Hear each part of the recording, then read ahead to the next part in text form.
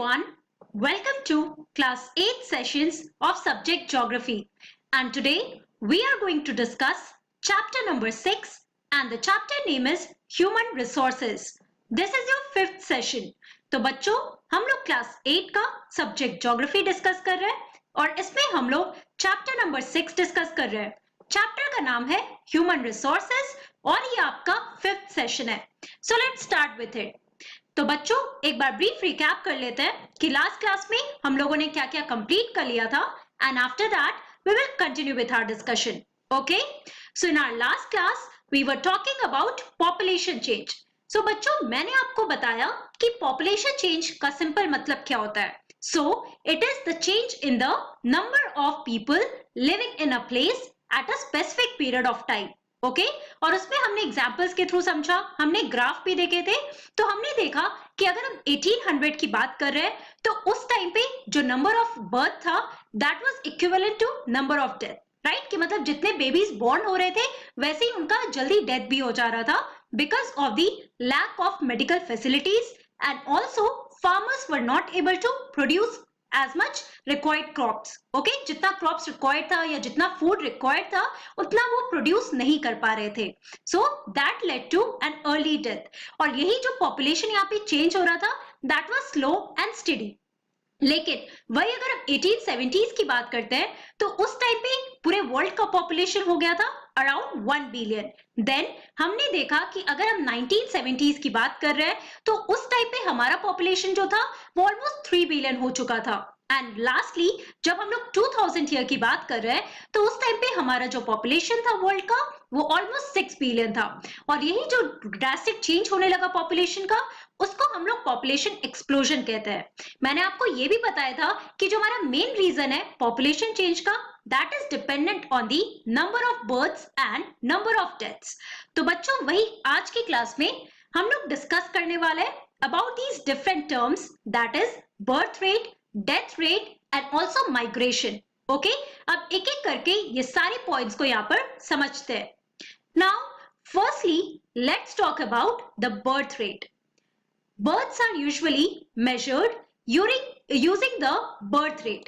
अब हम जो बर्थ की बात कर रहे हैं या जो पॉपुलेशन चेंज की बात कर रहे हैं जिसमें हमने देखा था that is directly dependent on the number of births and the number of death. तो हम लोग ये बर्थ को मेजर कैसे करते हैं. So it is measured using the birth rate. और ये बर्थ रेट क्या होता है. So birth rate is the number of live births per 1000 people. अब 1000 लोग में अगर हम काउंट करते हैं तो ये हमारा जो आता है बर्थ रेट उसको हम लोग कहते हैं, ये हमारा जो नंबर आता है बच्चों उसको हम लोग बर्थ रेट कहते हैं. That is the number of live births per 1000 people. Okay for example अगर हम देखते हैं कि जनवरी से जून तक 2015 की अगर हम बात कर रहे हैं तो इस टाइम पे हमारा कितना बर्थ हुआ था. तो हमारा 1000 लाइव बर्थ पीपल के बेसिस पे हमारा बर्थ रेट काउंट होता है. ओके तो यहां पर हम लोग देखते हैं कि जनवरी से जून के बीच में यहां पर आप देखो कि जो बर्थ था that was more than 2 lakhs. और वही यहां पर अगर हम बात कर रहे हैं जनवरी से जून 2016 की that is the next year तो यहां पर हम देख रहे हैं that is there has been decrease of 12,900 births. Okay कहने का क्या मतलब है कि हमारा जो बर्थ रेट है वो एक साल बाद रिड्यूस हो गया. अब ये मैप जो आप देख रहे हो this is the world map that is showing the birth rate of all the countries and countries by the birth rate in the year 2014. Right तो यहाँ पे आप डिफरेंट शेड्स देख रहे हो. ओके अब फॉर एग्जाम्पल अगर हम बात करते हैं ये ऑरेंज शेड की तो यहाँ पर आप देखो that was 46 births per 1000 population. Okay और ये किस कंट्री में आप देख रहे हो बच्चों. तो ये हमारा कुछ ही कंट्रीज में हुआ है. फॉर एग्जाम्पल अगर हम बात कर रहे हैं अफ्रीका की तो यहाँ पे अफ्रीका के कुछ रीजन में आप देख सकते हो कि सबसे ज्यादा बर्थ हुआ था. मतलब कहने का क्या है इस ईयर में बर्थ रेट यहाँ पे सबसे ज्यादा था. राइट और वही अगर हम बात कर रहे हैं डार्क ब्लू रीजन की तो that is showing that there was 8 births per 1000 people. Okay तो इस तरीके से आप इस मैप के थ्रू समझ सकते हो कि 2014 में किस रीजन में कितने बर्थ्स हुए थे, वहां का बर्थ रेट कितना था. ओके लाइकवाइज अब हमारा दूसरा टर्म है दैट इज डेथ रेट.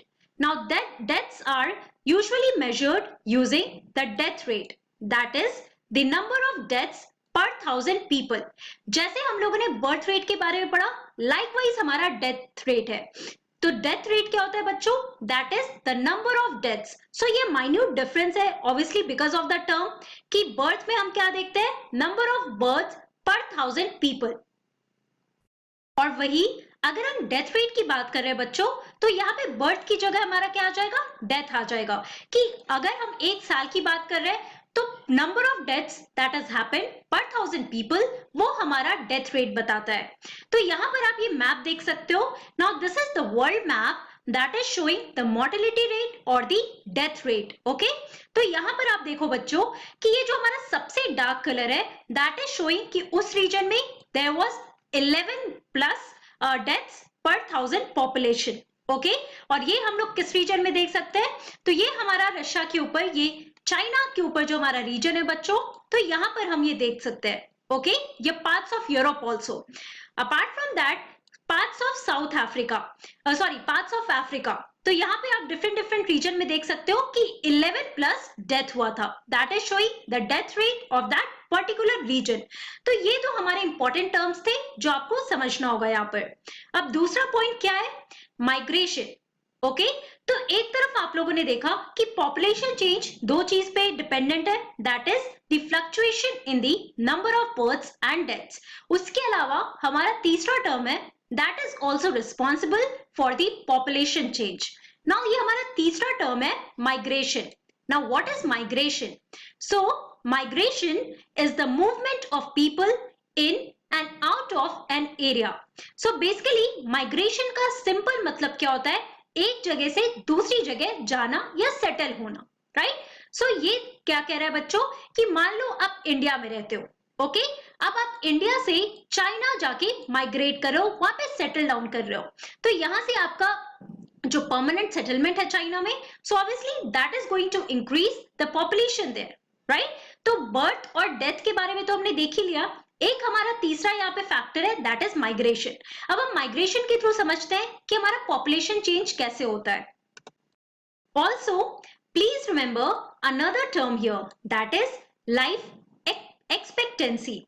तो इसका मतलब क्या होता है बच्चों? अब हम लोग देखते हैं. So it is the number of years that an average person can expect to live.